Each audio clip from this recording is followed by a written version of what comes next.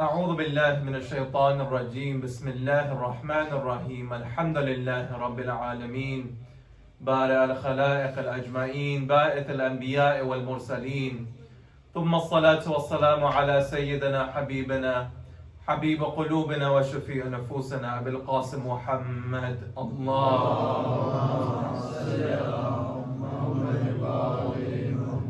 وعلى أهل بيته الطيبين الطاهرين الحمد لله الذي هدانا لهذا وما كنا لنهتدي لولا أن هدانا الله أما بعد فقد قال الله في كتابه المبين أعوذ بالله من الشيطان الرجيم بسم الله الرحمن الرحيم اليوم أكملت لكم دينكم وأتممت عليكم نعمتي.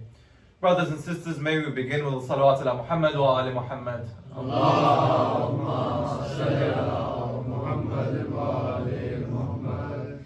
Brothers and sisters, the topic that has been given to me today is a topic that I would say we cover on a regular basis, we discuss on a regular basis. However, when it comes to analysis and interpretation, this is something we may fall back upon in this instance. When speaking about the reappearance of Imam Sahib al-Asr wa Zaman, salawat ala Muhammad wa ali Muhammad,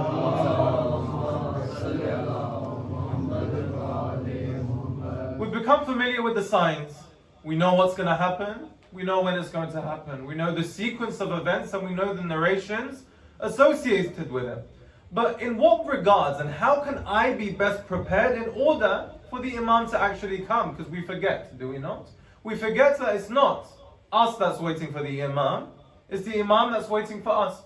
So what's the tool that we can use, brothers and sisters? What is the tool that we can use to equip ourselves in order to make us ready for the coming of the Imam? There are many tools that we can use, correct? However, the scope of our discussion today will be drilling down to the single most important tool in our arsenal.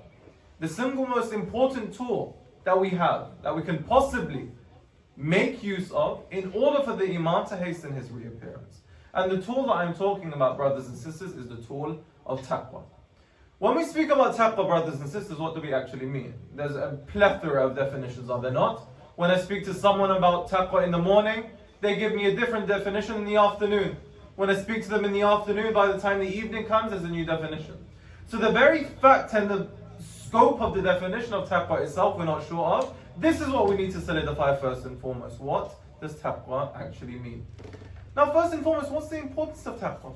We say Taqwa is important. Ittaqullah, ittaqunnar. We need to have Taqwa. Why? What is it about Taqwa that makes it so important? Open up the Quran of the very first ayat. What does it state? Bismillah ar-Rahman ar-Rahim. ذَلِكَ الْكِتَابُ لَا رَيْبَ فِيهِ هُدًى لِلْمُتَّقِينَ. Most verily, this book is a guidance for who? Those who have Taqwa. Now I need to ask a question. I'm living my life by this book. I'm saying that I need to follow this book to the T.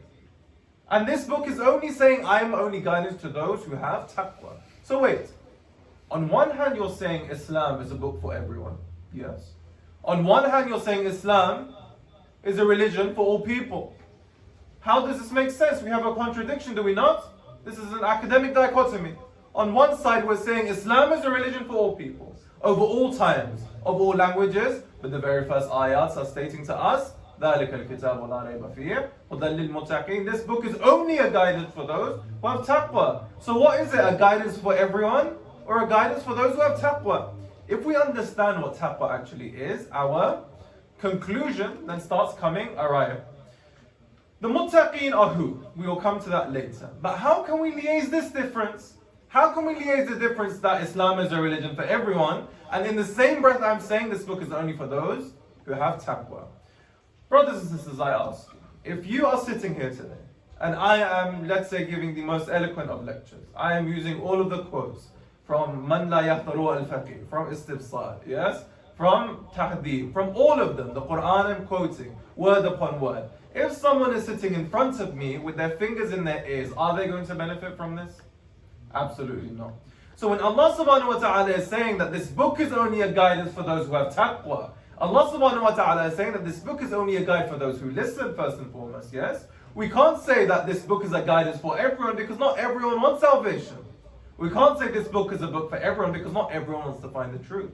We can't say this book is a book for everyone because not everyone wants to understand the hikmah of Allah subhanahu wa ta'ala. So the very first clause given to us in the Holy Quran, if we look at it not chronologically, but rather from the order of the surahs, it states to us, clause number 1, this book is the guidance for those who have taqwa. Now, in order to understand who the muttaqeen are, the ayah continues. Surah Baqarah tells us many conditions of those who have taqwa, yes?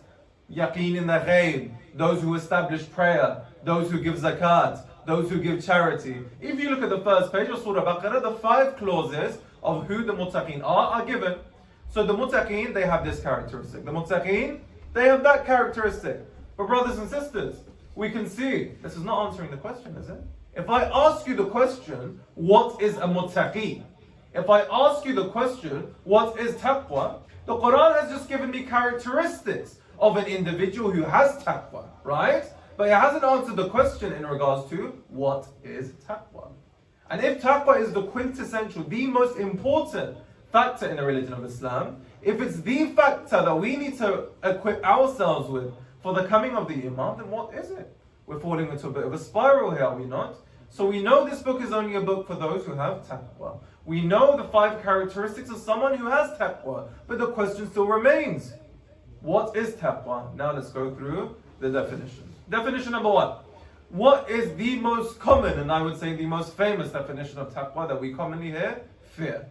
When someone says, and in many of the translations that we have in the Quran, I'm sure, if we pull off a Quran off the shelf and we read the English translation, in many of the verses it states fear. Ittaqullah, fear Allah. Ittaqun nar, fear the fire. So if we understand taqwa to be fear, I'm not very comfortable with this definition, brothers and sisters.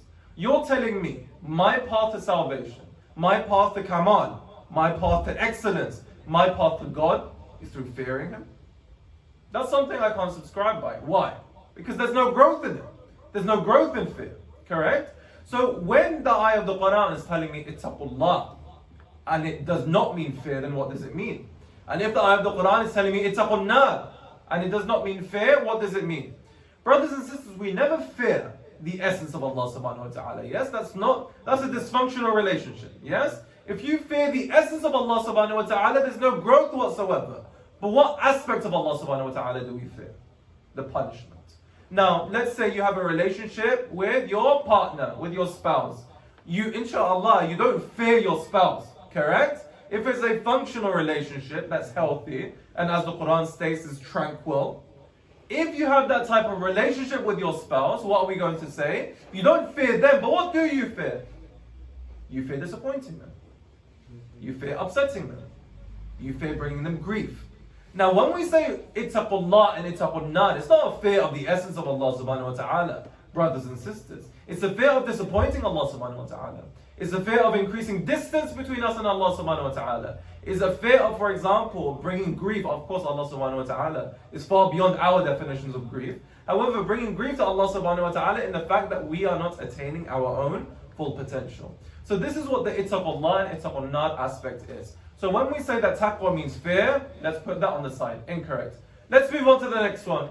The second most common definition of taqwa that I hear on a regular basis is abstinence. When we, for example, see an elderly man in the mosque sitting in the corner, he doesn't go out in society. He stays in the mosque morning, afternoon, evening, just reading a tasbih. What do people say about him? Subhanallah, what muttaqi. Subhanallah, what a individual who has a high degree of taqwa. So this definition of taqwa, according to Ayatollah Shahid Mutahhiri, is what? Ayatollah states that there are 2 types of taqwa. Type number 1, let's say there is in London a disease. Yes, there's a disease in London. So if there's a disease in London, what's the most natural thing to do? Stay away from it, correct? So Ayatollah states this is the first type of taqwa, and this is the lower form of taqwa, yes? If there's a disease in London and we stay in Northampton, we're saying we're not going there, this is us protecting ourselves. This is the first degree of taqwa. Because if we, for example, look at the ma'asumeen and the definition they gave us, then it starts to come to light. The definition and the question was asked to Imam Ja'far Sadiq salawatu ala Muhammad wa ala Muhammad. What is taqwa? Imam said, staying away from that which is haram and doing that which is wajib. We'll come back to this at the end when we get our actual definition, but it's genius if you understand the basira of the Imam himself. So taqwa is derived from the root word waqaya, and waqaya means to protect yourself from what harms. So coming back to our two definitions of taqwa, if there is a disease in London and we stay in Northampton, if taqwa means to protect myself from what harms, naturally the most common sense thing to do is to stay in Northampton and not go to London, correct? So point number one, we have attained taqwa. But Ayatollah Mutahari states that this is the weaker version of taqwa. What possible version can you have higher than this? There's a disease. And for example, we're saying this is a disease, but Ayatollah is covering this in a cloud of sin. He says, say that disease is sin. Yes? There is sin occurring in London. You do not want to get enveloped in that sin, so you stay in Northampton, you stay in the corner of the mosque, you don't leave your house. You're saying, I'm a muttaqi, I don't want to be involved in society, I don't want to be involved in sin. I'm going to sit in my house, I'm going to sit in the mosque, and I'm not going to move. This is the first level of taqwa. However, Ayatollah states that there is a second level of taqwa, and this level is far more superior. This level is what? How can you possibly go to a place where there is a disease and benefit from it? Ayatollah states that what's better than staying in Northampton, away from the disease in London, is developing a natural immunity. Developing a system so strong that even if you were to go to London, it would make no difference to you if you were in that atmosphere of sin. And this is what taqwa is, brothers and sisters. It's not we stay away from absolutely everything. It's not that we don't engage in society. It's not that we don't hold jobs. It's not that we don't get an education from university because sin is occurring. No. Taqwa is that way you have developed your nafs, you have done tazkiyah to such a high degree that when you're confronted with these things in society, it makes no difference to you whatsoever. Yes? When you're walking past, for example, a shop that sells alcohol, it doesn't even enter your mind to go and purchase it. Yes? When, for example, you're going past an establishment, a casino that is enveloped in sin, it doesn't even enter your mind. However, this individual, if they were just to stay in home and the smallest test were to come upon them, they would fail. So if my purpose in life is to achieve kamal, to succeed in jihad al-akbar, I'm not going to succeed it by sitting in a mosque and doing tasbih morning, afternoon and evening, yes? I'm going to succeed by testing myself. I'm going to succeed by actually being in the environment and conquering my desires. Only when you have the option, only when you have the possibility, only when you have the opportunity, brothers and sisters, to sin, and you choose not to, this is where you succeed. It's not if you don't have the possibility and you haven't done it. There's no merit for that. Someone came up to me and said, say that in my entire life I have not sinned. I was like, the possibility for gambling in your country is not allowed. There is no kamal in you not sinning. There is no choice. Only when you have the choice. Only when you're able to. And you say, I'm not going to do this. I'm going to control myself. I'm going to control my nafs. This is what Allah subhanahu wa ta'ala rewards you. And this is where He says, you are now developing and growing in your kamal rather than staying the same. So when we say abstinence is the definition of taqwa, this is entirely incorrect. Entirely incorrect. It's not about not having it, yes? It's about having the ability to do it and choosing not to. Fear, incorrect. Abstinence, incorrect. We will move on to the third most frequently used definition, and then we will conclude our discussion inshallah, because I appreciate we are running out of time. The third one, and this is the one where I would say I have had the most conversations with. Taqwa means piety. I'm pretty sure if you put it in Google Translate now, it will come out as piety. I was working with an organization in London, and one of these Shia organizations, mashallah, they did very well, very professional. You know, they called in the marketing team and they were making a slogan, and they had a logo and they worked with all of the colors. It was remarkable. And they had a slogan, and their slogan, of course, it was a translation of taqwa. It was attaining taqwa and reaching purification, something along those lines. But they had translated taqwa as piety. So their slogan was attaining piety, attaining salvation. I didn't have the heart to tell them that taqwa doesn't mean piety, because they just spent how many hundreds of thousands of pounds in their marketing. However, for us to understand, the definition of taqwa is not piety. It's really important. Why? Because piety, and we can say spiritual satisfaction, is a state we acquire after we've practiced taqwa. Taqwa is the tool, yes? Taqwa is the conduit.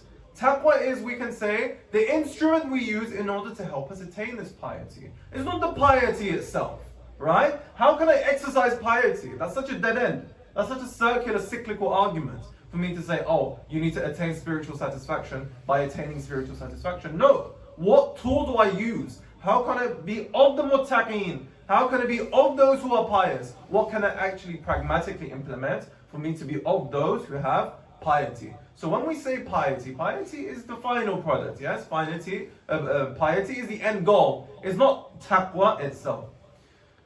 We come to our definition now, brothers and sisters. What is it that the Quran is telling us? That only the individuals who have this characteristic trait, this book is of any use to you.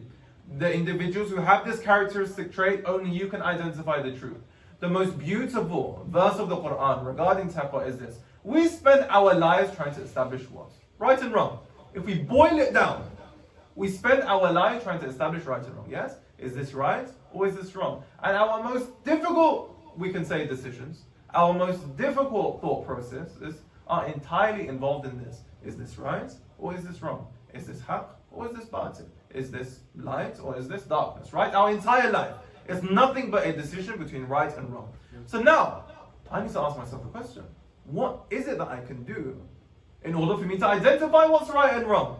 Allah subhanahu wa ta'ala is telling us what's in the Holy Quran. Only you who exercise taqwa, only you who are of the muttaqeen, all you have to do is practice this taqwa and I will show you what's right and what's wrong. Allah subhanahu wa ta'ala is saying, you don't have to concern yourself. You don't have to bring rational and logical arguments, cosmological or ontological, put them all to the side. All you need to concern yourself with is practicing taqwa, exercising taqwa, and only then will you understand what's right, and only then will you understand what's wrong. This is best exemplified by a beautiful tradition by Amir al-Mu'mineen, Ali ibn Abi Talib sallallahu alaihi Muhammad wa ala Muhammad. Allahumma salli ala Muhammad.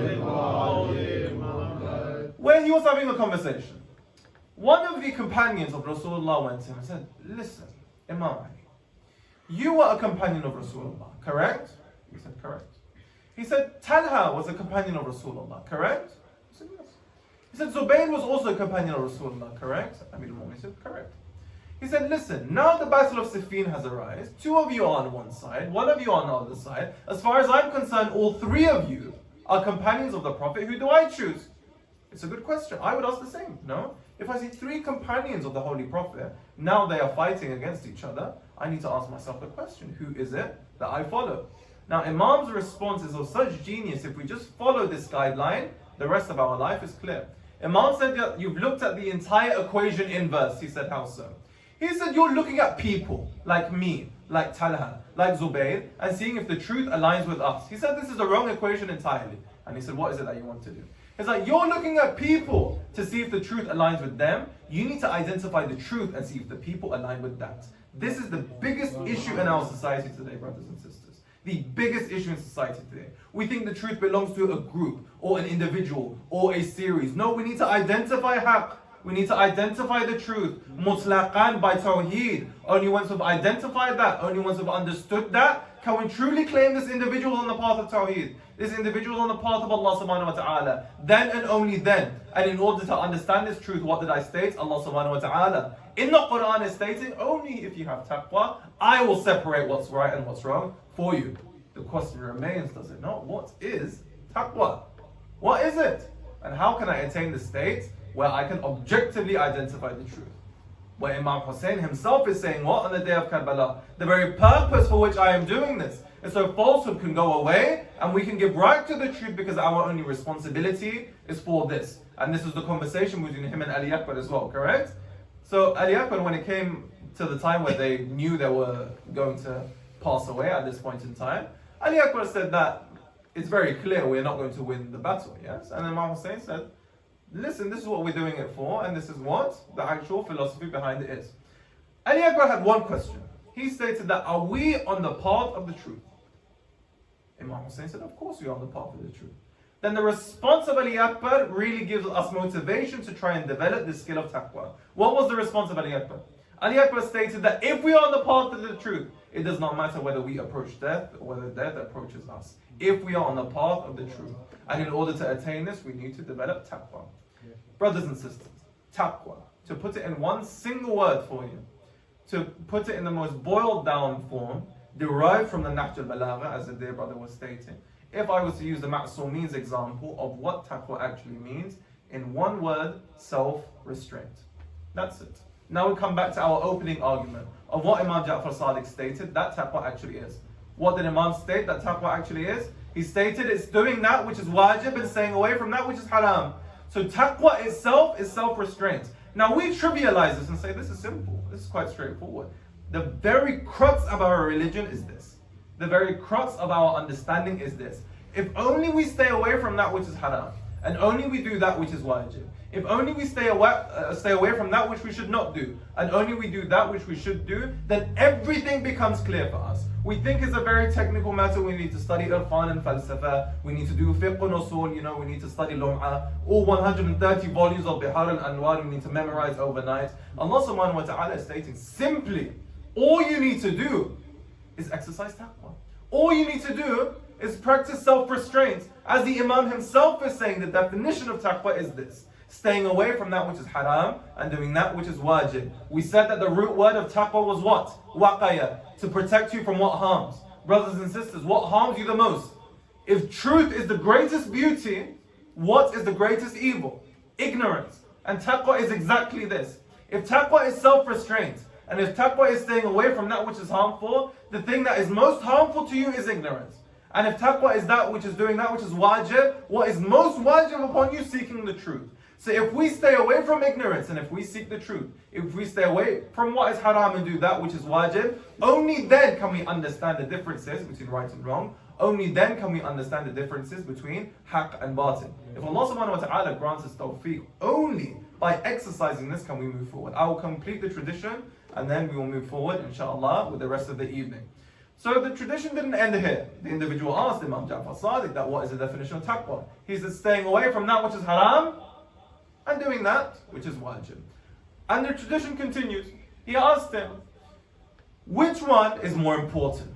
Great question, is it not? If I was in the presence of an Imam, I'd ask the exact same thing. Which one is more important? Staying away from what is haram or doing that which is wajib? Now, whenever I ask this question in discussion circles, there's always a stark 50-50 split. Right? A stark 50-50 split. Someone's either saying that the wajib is more important because you don't have anything without wajib, and someone is always saying that the haram is more important. Yes, you need to stay away from it. Understanding this and the philosophy behind it is incredibly important. So put it in your mind now. What do you think the answer to this question is? Do you think staying away from haram is more important? Or do you think doing the wajibat is more important? Imam replied that the staying away from the haram is the most important aspect of your life. How so? And we can exemplify this through an example. Brothers and sisters, if I have a bottle of water, yes? I can fill that bottle of water with water until the day of judgment, correct? If I have holes in the bottle, what's going to happen? It's going to keep on pouring out, yes? However, if I patch the holes and then I put water in it, is the water going to stay? Of course it is. So before we start doing the Salatul Layl and all of the a'mal that we do, as remarkable as they are, the first step of taqwa is staying away from which is haram. First step, step number one. And we kind of push this in the back of our minds, yes? We're doing great things, but we kind of need to do this on the side. No, that's what you need to address first, because it's turning into a sieve. Everything that you're doing is just going out. There's no growth, there's no development. Allah subhanahu wa ta'ala doesn't need our ibadat. You are doing these things for your own personal development. And you will never grow if you still have that stem of sin at the back of your, we can say, instrument of taqwa. So, stage number one, stay away from that which is haram. Stage number two, do all that which is wajib. And if we look at the macrocosm of this, I stated, stay away from all that leads you towards ignorance and do all that which leads you towards ilm and the truth. May Allah subhanahu wa ta'ala grant us tawfiq to exercise taqwa to the highest degree. May Allah subhanahu wa ta'ala grant us the tawfiq to succeed in jihad al-akbar. And may Allah subhanahu wa ta'ala grant us tawfiq to be raised with Imam Sahib al-Zaman on the day of, inshallah, his arrival. And of course, may we all be reunited on the day of judgment. Wa akhir da'abana walhamdulillahi rabbil alameen. Salawat ala Muhammad wa alihi al-tahirin. Allahumma salli ala Muhammadin wa ali Muhammad.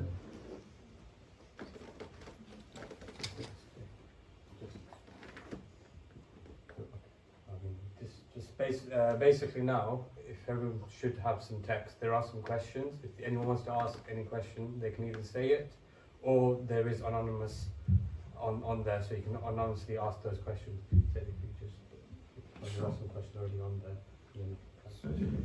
What's on WhatsApp? Yes. Yeah. I'm very bad at technology. I spent 5 years in the Middle East.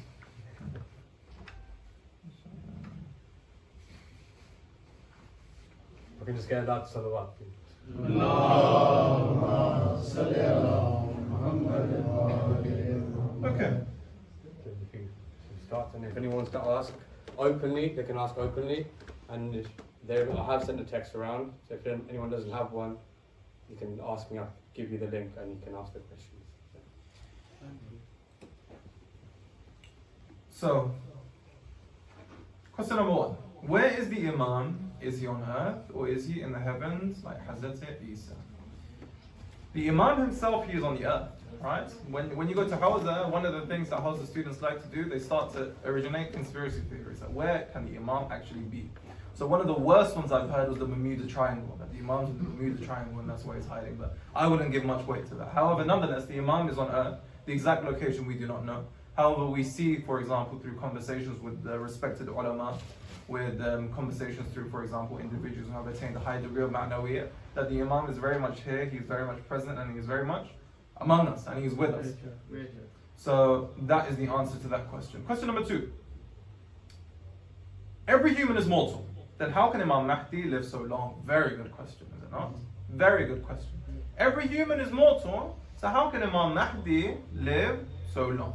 Now, I can give many arguments from this. However, I try to, especially with questions like this, try to bring sources from our brothers in Ahl Sunnah wal Jama'ah, and of course our own sources as well. There's no point in me quoting, for example, Shia Hadith morning, afternoon, and evening. There needs to be some Quranic evidence, yes, in order to make this substantiated. If not, then it's a very one-sided argument. What possible Quranic evidence do we have to say that an individual can stay alive for that long? Who remembers the story of Prophet Yunus? Yes? The story of Prophet Yunus stated what exactly? The ayah of the Quran is very clear here. The ayah of the Quran states what? That had Yunus not repented, had Yunus not gone back to his Lord, Allah subhanahu wa ta'ala would have kept him there until when? The day of judgment. So that makes it necessary what? Allah subhanahu wa ta'ala has the ability, Allah subhanahu wa ta'ala has the power to keep both Hazrat Yunus alive and the whale alive until when? Yawm al-Qiyamah.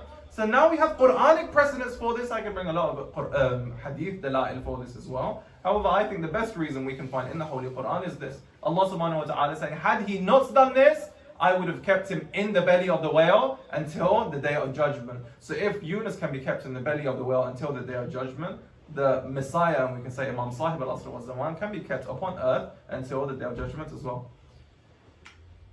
Next one.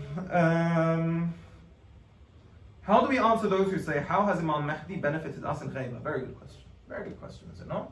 What possible benefit is there of an Imam in Ghaibah, in hiding? So the first 11, they were present, they were there, they were with us. We could ask them, we can have a conversation. However, one who's not actually here, what possible benefit can we derive? The best answer has been given by the Ma'sumin themselves.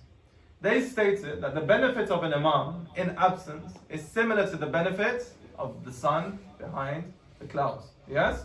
Even if the sun's behind the clouds, do the plants grow? Yes. Even if the sun's behind the clouds, does the water cycle continue? Yes. Even if the sun's behind the clouds, do all organisms keep moving towards that direction? Yes. Simply because we cannot meet and because we cannot see and we can't communicate with the Imam himself, the benefit that we are getting is in the same way of the sun. We can't see the sun when it's behind the clouds. However, the benefit that's coming to us is through this manner. So the individuals that want to communicate with the Imam himself, the Imam does not make himself hidden. Yes? There's many stories. There's many stories. The Imam does not hide himself. We are not in a position to have that communication with the Imam. Inshallah, when we've done tazkiyah to such a high degree, when we've brought our ilm up to such a high degree, then the Imam himself will come and visit us. Yes? And then we will have that conversation. So it's not that the Imam himself is trying to hide himself away from society. It's that we are unable to interpret the message even if he was sitting there in front of us. And we've seen this with Rasulullah as well. Yes? Everyone says, had I been alive in the time of Rasulullah, I would have just been taken away in awe.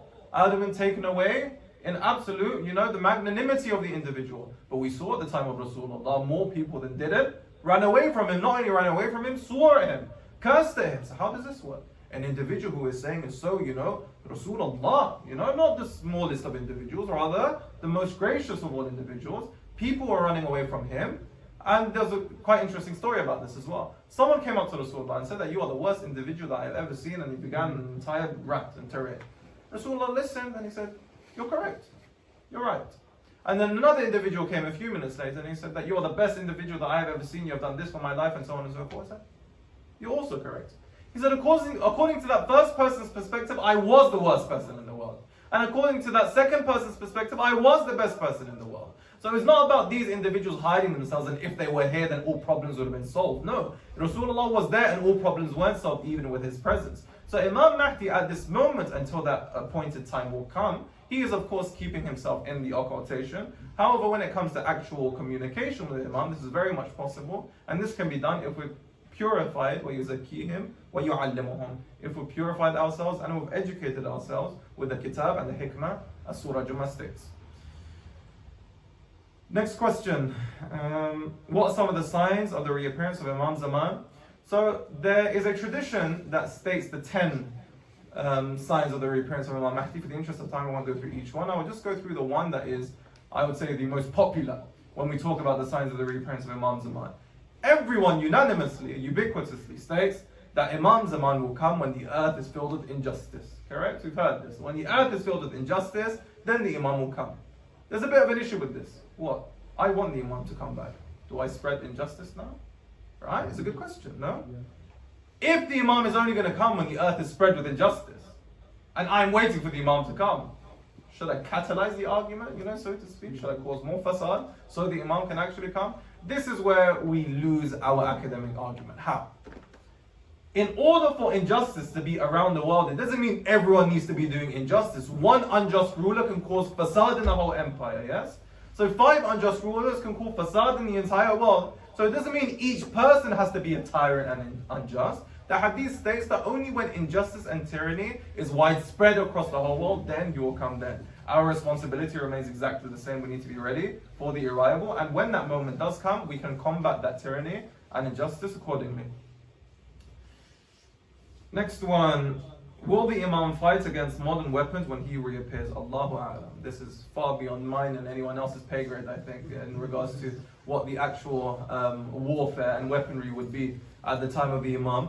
But again, coming from Hausa, we have a few conspiracy theories. Conspiracy theory number 1. There was something called a solar flare that happened a few decades ago, if not a century ago. A solar flare is where all electricity just fuses out and then you can't use it. But back then electricity wasn't so widespread, so it didn't really make much of a difference. But I think something maybe similar to that would make everything quite stripped down and going back to earth. I'm thinking out loud at the moment, Allahu A'lam, what the actual warfare would be then. But my responsibility is not to, keep on training with a gun. My responsibility is to make sure I'm spiritually purified. So when that moment comes, I'm ready, whatever the situation may be. Next one. How does the hausa system work should one want to study there? First, why do you want to study there? Right? Why do you want to study there? That's a big question you need to ask. A big issue that we have is that whenever someone becomes religious, they're like, okay, now I want to go to the hausa. Why is that the automatic connection? I want to become religious, I want to go hausa. No. When the Imam comes, there are going to be 3 phases, yes? When he comes back, the uprising and the establishment of a government. I ask you, what establishment of government can there be if everyone's a hausa student? So hausa students have their place and hausa students have their occupation. However, for a government to be established, we need all the roles to be filled. For a government to be established, we need everything to be exemplified. So even the roles and the jobs that you're currently doing, if you do it with the niyyah of fi sabilillah, if you do it with the niyyah that I'm preparing for the government of Imam Mahdi, that itself is a great soul jihad. What is it that you want to do? To go to hausa. However, if you want to go to hausa, become an alim, become a faqih, so on and so forth, then the process and procedure is different according to Qawm and Najaf. So Qawm and Najaf are like the are the Oxford and Cambridge of the East with Shia Islamic studies. And I was personally in Qawm, and in Najaf I heard that it's much more laid back. You literally turn up one day, sit in a class, keep on sitting in that class, they recognize you, you're part of the system type thing. Very old school. Qawm is a bit more institutionalized now since the revolution. It's been a bit more institutionalized. There's exams. Exams have never been a part of hausa. It's always been oral.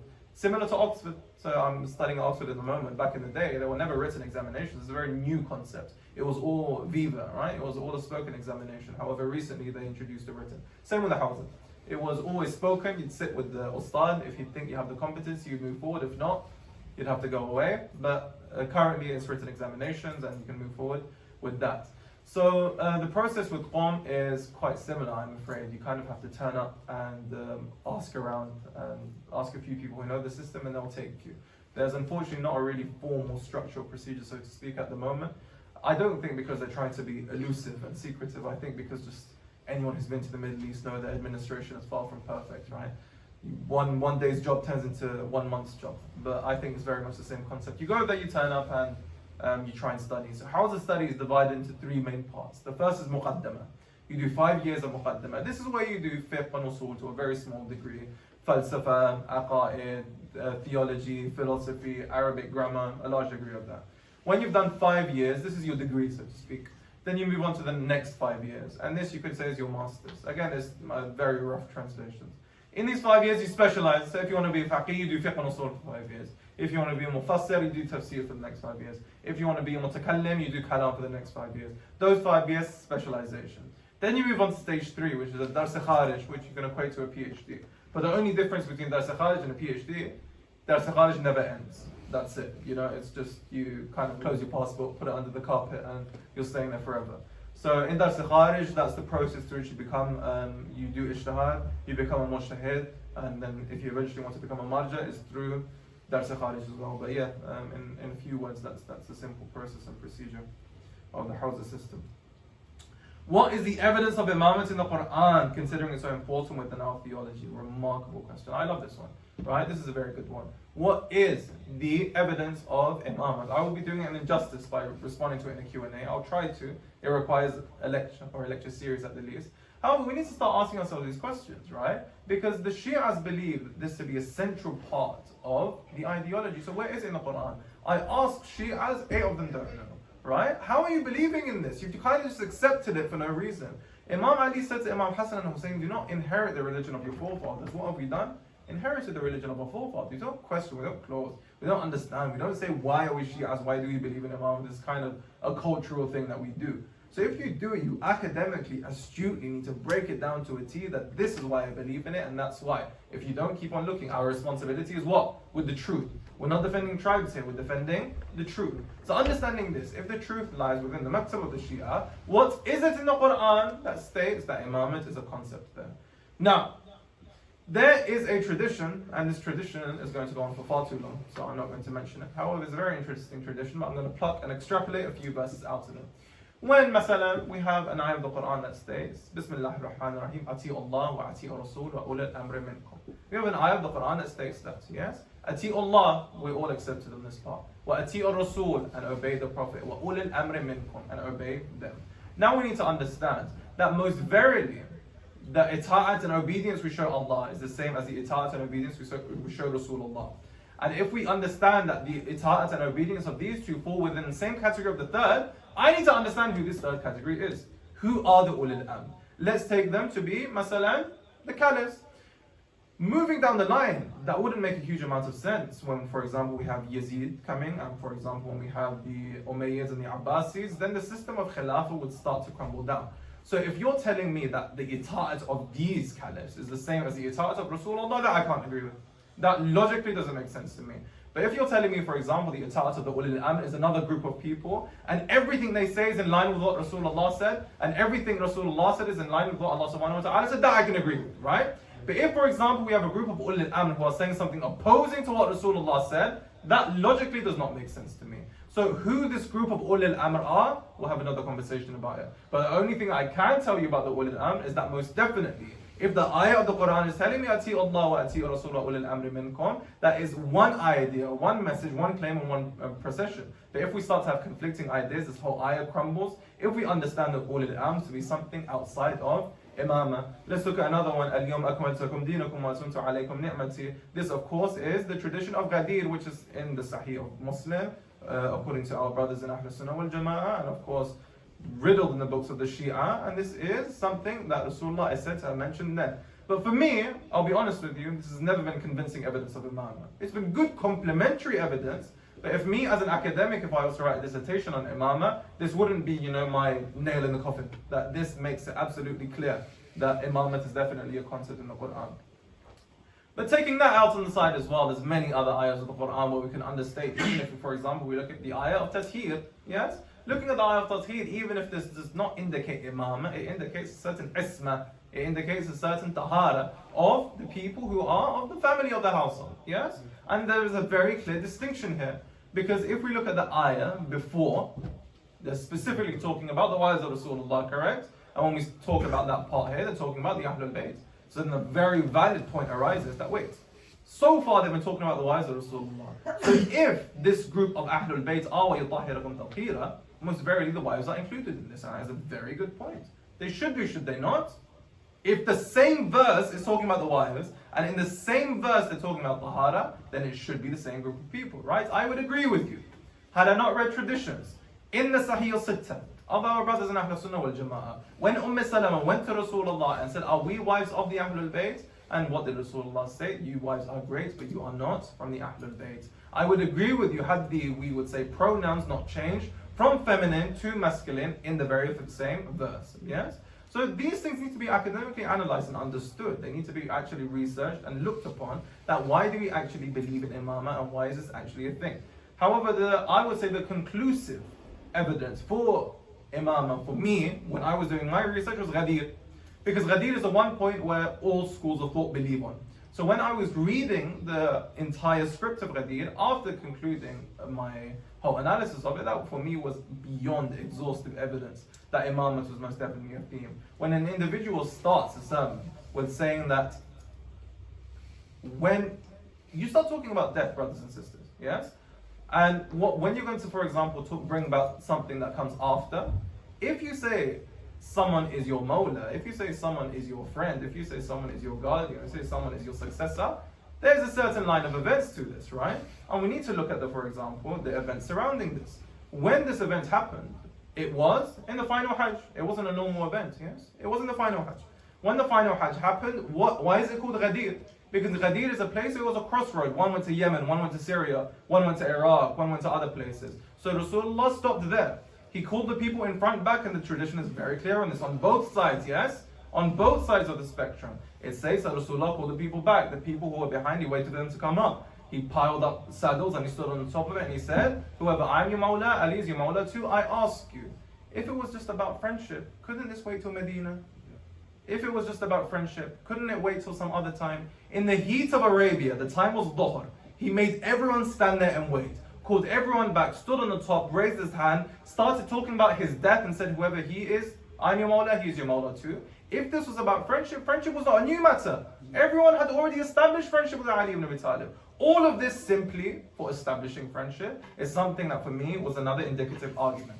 And after this, for example, we can see the congratulations. When we look at the congratulations in the Sahih of Muslim, I'm purely quoting the Sahih al-Sittah of our brothers of Ahlul Sunnah wal Jama'ah here now, yes?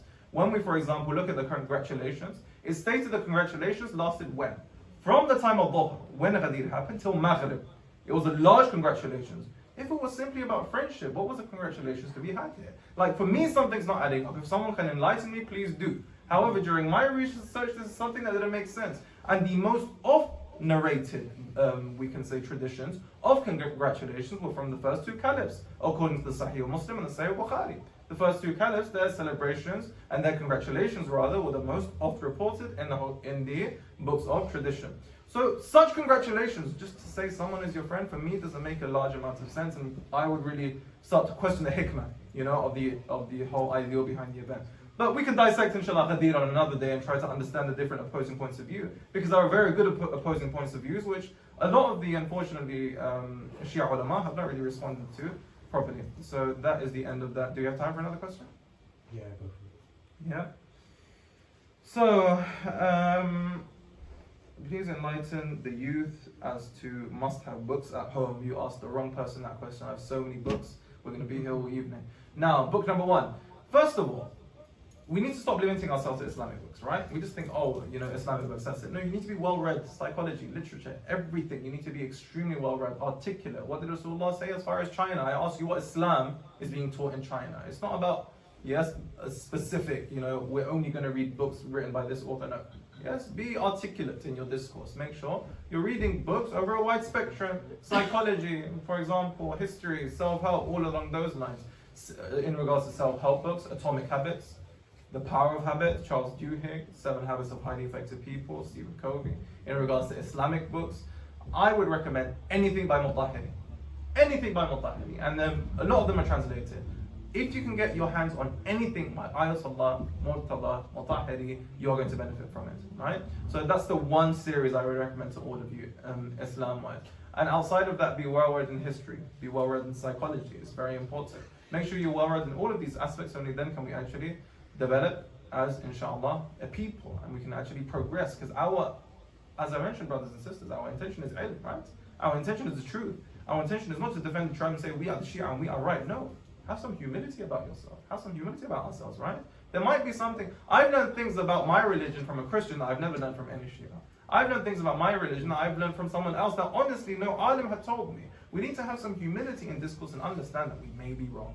Yes? So have discussions, have conversations, have open dialogue, and only then will we learn. Yes? Iqra. When Allah subhanahu wa ta'ala has opened the Quran, He says you need to read. You need to write. You need to you have dialogue. You need to have reason and conversation. Only then can we move forward as a civilization, inshallah. That's all we have time for, I'm assuming. Just one more question and then Sure. Which one? What's the hadith that mentions the Imam and the scholars from Najaf? Some say that we are not authentic, the scholars are all perfect. Yes.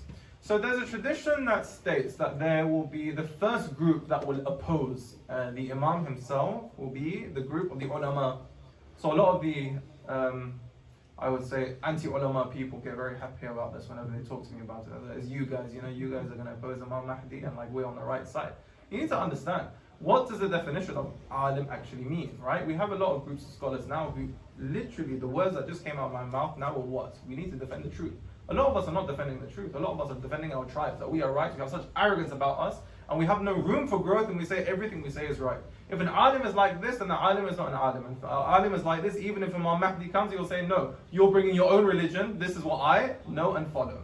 So if an alim actually represents the truth, and if an alim is actually looking for haqq and haqiqah, yes, from humility, not from arrogance, and those are the groups of ulama who will join Imam Mahdi. We're not saying all of the ulama are going to oppose him, yes, a group of them. However, this group will be of the people who are not defending the truth.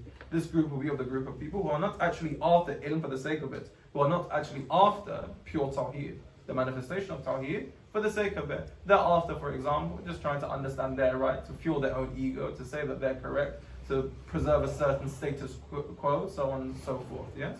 So these group of so-called and like big abbreviated comments here, ulama, they're going to be most definitely, I would put money on the fact that they're going to oppose the imam, because that's just going to shift the status quo, is it not? When the imam comes, everything's going to change. And I'm like, wait, my position's gone, my power's gone, my this is gone, my that is gone, this is wrong. But if someone is actually after the truth and the imam comes, they will say chash.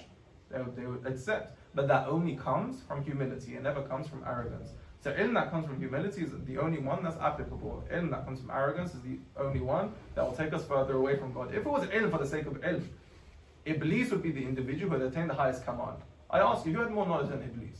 Iblis had incredible knowledge. Incredible knowledge. The Ajinni used to take dars from him. The Malaik used to take dars from him. His ilm was to such a high degree, he said, Allah, he was on the same earth we were on now, yes? He said, I can't worship you here, there's too much murder and bloodshed. Please raise me towards the heavens so that I can worship you more. Imagine that. Imagine us asking that. We're at such a state of knowledge, right? That we say, I can't worship you here, take me up. And I actually go up. Imagine the status of this individual. However, when it came point of submission, Allah subhanahu wa ta'ala said, you need to bow down. He said, I'm not going to do it. What did all of his ilm lead to? Arrogance, humiliation. So that's why when we talk about the archetype of sin being arrogance, is exactly this. Arrogance, even with ilm, is going to take you nowhere. But ilm with humility is going to bring you close towards Allah. So I think it's time for Allah now. Inshallah, I'm here for hopefully a bit longer. And funnily enough, I grew up in Northamptonshire, by the way. Yeah, and I haven't been here for a very long time, so it's very nice to be back, inshallah. I grew up in a place called